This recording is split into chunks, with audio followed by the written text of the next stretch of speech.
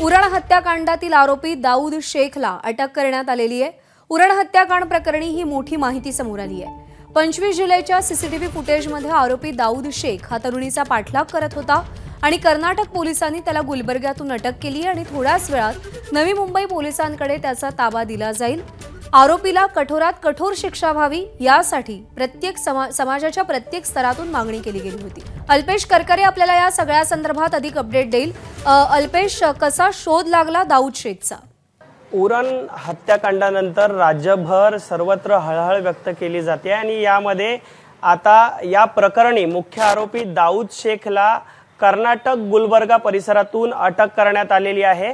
या प्रकरणी 5 ते 6 टीम या नवी मुंबई पोलिसांनी बनवल्या होत्या। ते वेगवेगळ्या अँगलने विविध राज्यात जाऊन शोध घेत होते, कारण दाऊद शेख हा सारखे एरिया बदलत होता, तसेच अनेक सिम कार्ड देखील बदलत होता। त्याला या ठिकाणी ट्रॅक करून आता पोलिसांनी अखेर कर्नाटक गुलबर्गामधून अटक केलेली आहे आणि स्थानिक पोलीस स्टेशनमध्ये आता त्याला घेऊन जाण्यात आलेले आहे। आता या स्थानिक पोलिसांकडून नवी मुंबई पोलीस हे त्याचा हँडओव्हर घेणार आहेत आणि संध्याकाळपर्यंत त्याला नवी मुंबईत आणणार असल्याची माहिती मिळते।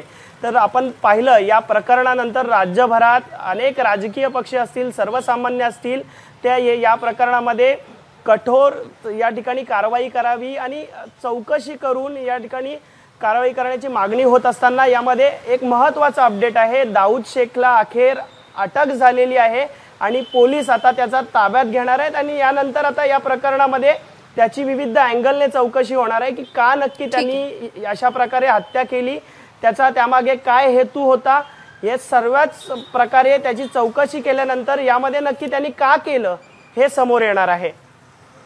अल्पेश, धन्यवाद दिलेल्या माहितीसाठी। एबीपी माझा, उघडा डोळे बघा नीट।